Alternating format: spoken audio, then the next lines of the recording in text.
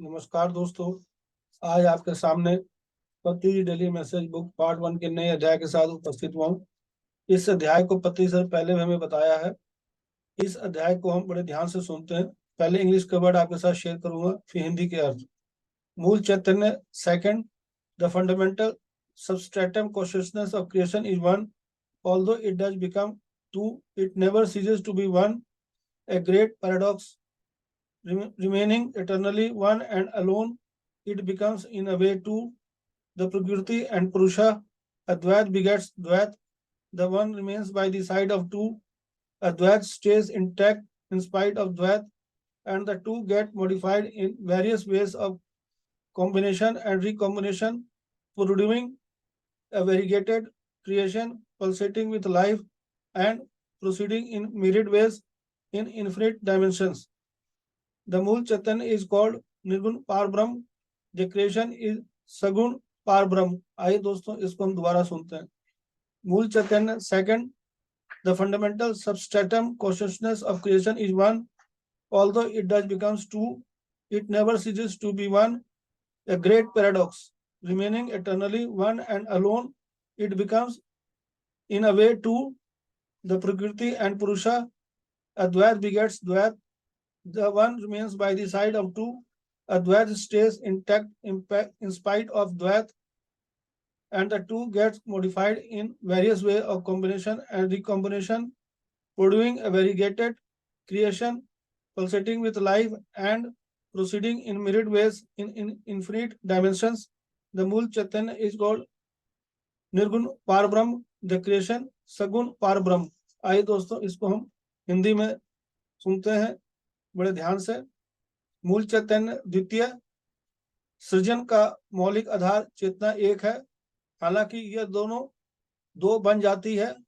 यह एक होना कभी बंद नहीं करती है, एक बड़ा विरोधाभास।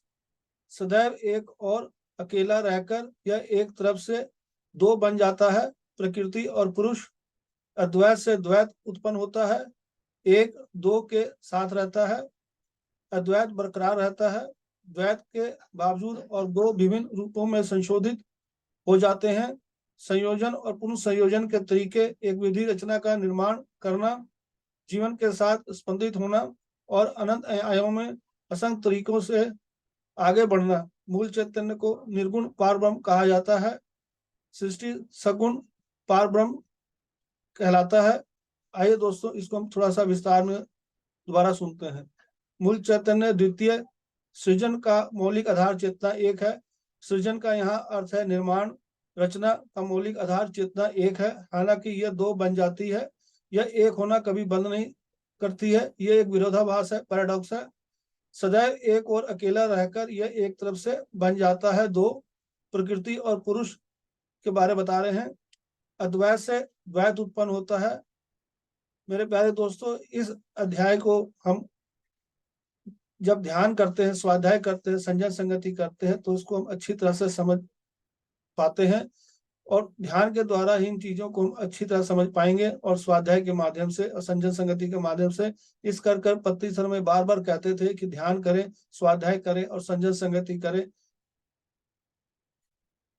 द्वैत के बावजूद और दो विभिन्न रूपों में संशोधित हो जाते हैं। संयोजन और पुनर्संयोजन के तरीके, एक विविध रचना का निर्माण करना, यहाँ पर उसके बारे में बता रहे हैं। द्वैत के बावजूद दो विभिन्न रूपों में संशोधित हो जाते हैं।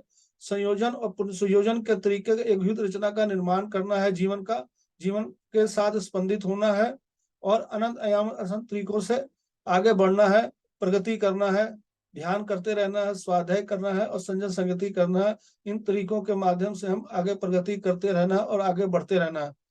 मूल चैतन्य को हम निर्गुण पार ब्रह्म कहते हैं और सृष्टि को सगुण पार ब्रह्म कहते हैं। पत्री सर ने बड़े सरल शब्दों के माध्यम से अद्वैत, द्वैत और इन चीजों को अच्छी तरह समझाया है इस अध्याय में मूल चैतन्य के बारे। तो मेरे प्यारे दोस्तों, ये वीडियो आपको अच्छा लगा हो तो आप दोस्तों से जरूर शेयर करें। धन्यवाद, थैंक यू।